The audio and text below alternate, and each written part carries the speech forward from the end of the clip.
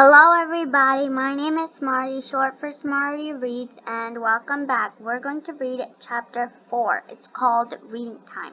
I also have two special announcements, but I will say that at the end of the video, so make sure you watch the whole video and wait for the special announcements at the end. Let's get started. Reading time. I look at my watch and it tells me what I already knew. My brother has been on the computer for a very long time, and it doesn't take a genius to know who he's talking to on it. I walk over to the desk and tap my brother on the shoulder. Max, it's my turn, I say, but he ignores me. I give his shoulder a little time to get up shove, but Max doesn't budge. Come on, I say. You've been on there so long your butt has probably glued itself to the chair. But Max didn't seem like that possibility concerns him to the least. Portrait of a boy who doesn't care that he's glued to a chair. I look at my babysitter like I could use some help, but Crystal is busy washing the dinner dishes. I walk across the kitchen and tap her on the shoulder. Then I point to where Max is sitting. Crystal, Max has been on there all night. I wait for her to say, Max, get off the computer and give your sister a turn. But that's not what she says. Mallory, Max, remember what your mom said about doing your homework?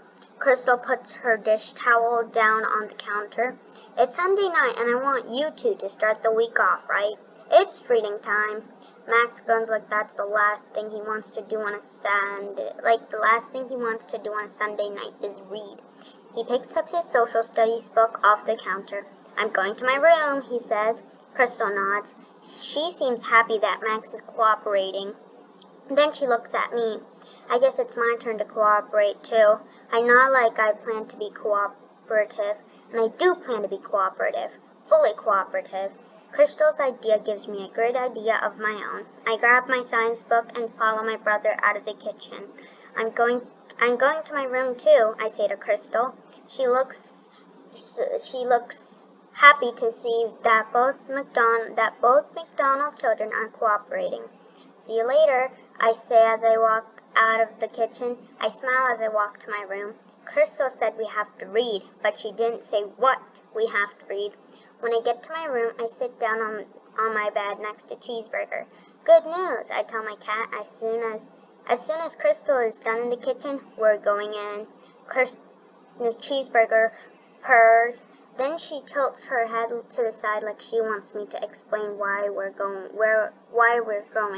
It's simple, I whisper. Max always forgets to log off the computer. All we have to do is wait until we hear Crystal's footsteps on the stairs. Then we go see what Max wrote. I lie back against my pillows, put my hands behind my head, and cross my feet. And then there's a portrait of Mallory sitting on her bed next to Cheeseburger. I feel like a detective who's about to wrap up a case. The mystery of what Max is up to is about to be solved. I pick up my science book and try to start reading while I'm waiting. But the truth is, I'm too excited to read. I look at my watch and decide to count the number of times the second hand passes 12 until I hear footsteps on the stairs. 1, 2, 3, 4, 5. I keep counting. 6, 7, 8, 9, 10. No footsteps. 11, 12, 13, 14. Still no footsteps. I don't know what is taking Crystal so long. I try to take a deep breath and relax, but I feel like I'm about to pop. 15, 16, 17. Footsteps, finally. That was the slowest 17 minutes in history. I stand up and gently scoop up Cheeseburger. Time to go, I whisper to Cheeseburger in my quietest voice. Even though Crystal is in my parents' room and Max is in his room, if I'm going to do this, I'm going to have to do it without making a sound. I tiptoe down the hall. When I get to the kitchen, I put Cheeseburger down slowly and put my finger to my lips and tell her to be quiet too.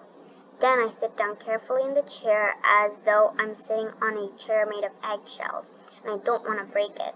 I press on the keyboard with one finger as gently as I can. It makes a little clicking noise, but hopefully no one heard it. I look at the screen. Max's email inbox is still up. As Marianne would say, wow, wow, wow. I feel like I just hit a jackpot. Max has 47 saved emails in his inbox. I scroll down the list. They're all from one person, and that one person's email name is Glam Girl. Just who I thought would be writing to my brother. Even though I'm super happy that my hunch was right, I'm about to find out what my brother is up to. I'm a little nervous too. Part of me knows I shouldn't be reading Max's email, but more of me wants to know what my brother is doing. I think about how curious I've been to know what my brother is doing. I think about what could happen to me if I don't find out. I have to know. I take a deep breath and click on the first email. Subject, what we were talking about earlier. Glam Girl, that's Winnie. 2 Sports Dude, that's Max. Max, I love our plan. See you tomorrow after school and we'll get started. Your room is a good place to do it. XOXO Winnie. When I'm done reading the email, I gasp. What in the world are my brother and Winnie going to do in his room after school tomorrow? It could be anything. I have to find out. I click on the next email, but when I do, I feel a hand on my shoulder. Mallory, what are you doing? And there's Crystal, and then that is Mallory. I jump. You scared me, I say to Crystal. She ignores my jumpiness and looks over my shoulder at the computer screen. Then she crosses her arms across her chest. Mallory, why are you reading your brother's emails? I try to find the right words to explain why I was reading Max's emails, but my mouth seems to not be working properly. I point to the screen like Crystal should see for herself that Max and Winnie are planning to do something tomorrow after school in his room, but Crystal shakes her head like she has no interest in reading what's on the screen. Her only interest seems to be what I was doing reading it. Mallory, you absolutely cannot read other people's emails. You're supposed to be in your room reading your schoolwork. Crystal does not look happy. She pulls on my arm for me to get up from the chair. She points to my room. March, young lady. I don't even look at Crystal as I walk to my room. I know she doesn't understand why I would want to read my brother's email. The truth is, I wouldn't have to read my brother's emails if he would just tell me what he's up to, but he won't. I know he and Winnie are planning to do something. I know where, in his room. I know when, after school tomorrow. The only thing I don't know is what. I walk in my room and shut the door. I, Mallory McDonald, am going to figure it out. And then that's the end of that chapter, and I'll see you in the next video when I read A Week in Review. Bye, everybody. Bye.